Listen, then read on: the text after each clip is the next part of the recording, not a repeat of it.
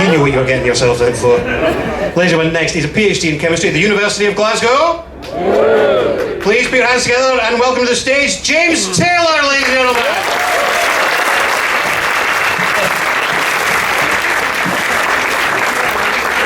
Good evening, everybody. My name's James. I'm doing a PhD in chemistry at the University of Glasgow. And I've really got to say, I'm so proud to be studying there. It took a lot of doing. It's one of my proudest achievements. I had to fill in this form.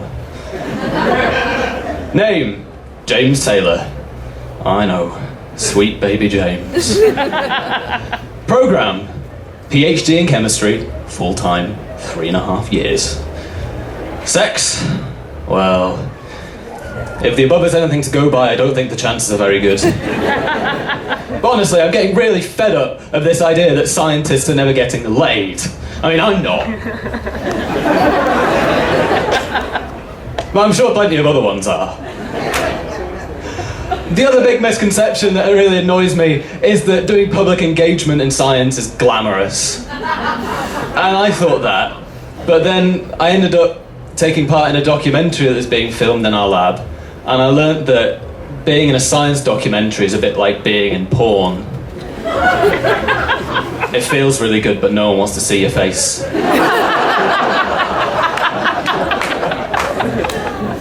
The third big misconception that I'm going to debunk today is that making a molecule is like putting together molecular Lego or Kinects.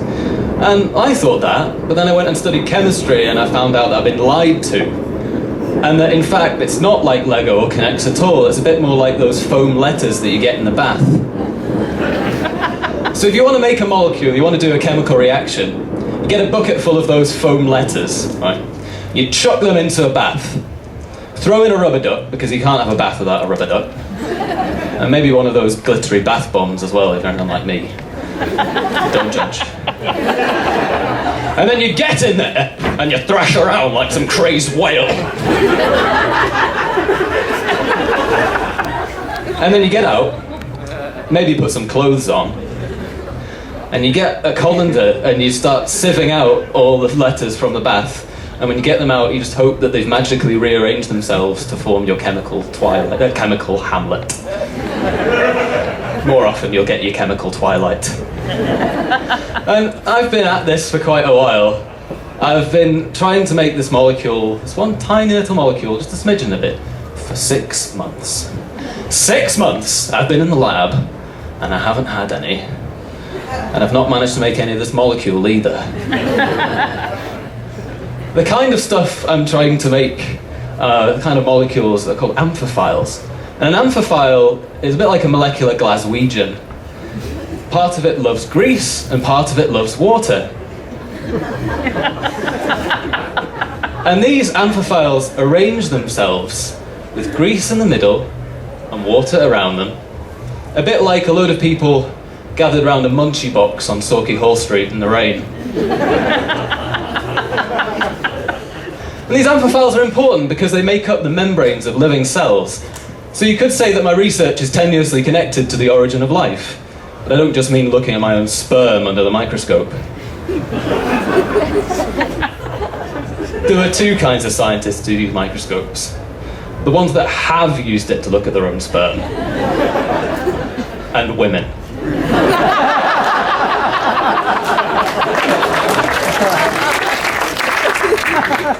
Well, once you've run your reaction, you've fished your letters out of the bath, maybe they're not all the words you want. Maybe while you're in the bath, you're having fun, your grand's copy of 50 Shades of Grey fell in. Whoops. Well, then you've got to do some purification. And one of the most common ways of doing this is called column chromatography, which involves sitting there at the fume hood for about an hour, waiting for noxious solvent to drip into test tubes and rethinking your life choices. To explain how it works, imagine dropping off a busload of students at one end of the Royal Mile and collecting them as they get to the other. Naturally, the ones that have been on a heavy night out the night before are going to stop for a Greggs and are going to arrive later.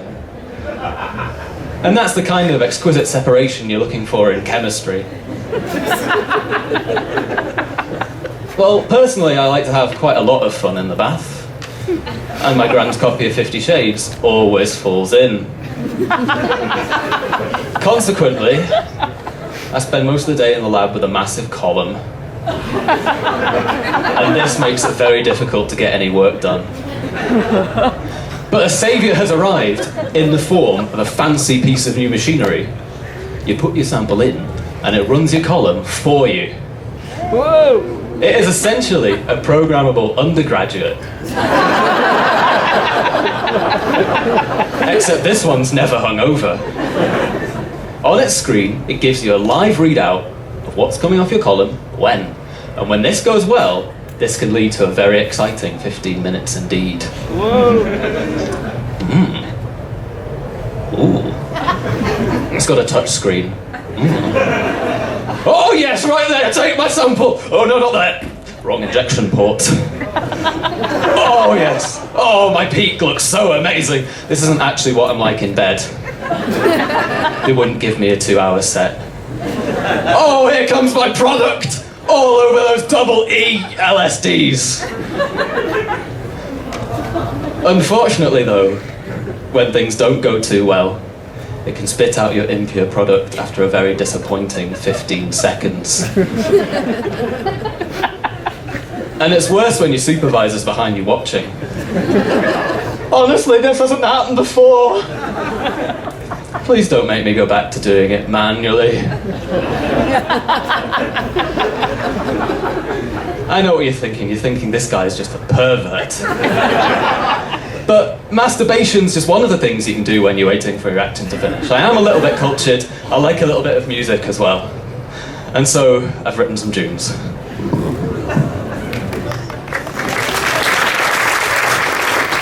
I should have brought a bigger instrument. This is a song about my love affair with a piece of laboratory glassware. Oh, I'm gonna pump you down tonight. Oh, I've ran my super still and tight. And you know what I'm gonna do? I'm gonna fill you with H2. Round bottom flasks, you make the rockin' world go round. This is a song about trying to find a chemical in the fridge in our lab. Hello lab fridge, my old friend. I've come to open you again. Aiming bottle slowly leaking. Toxic vapors softly seeping.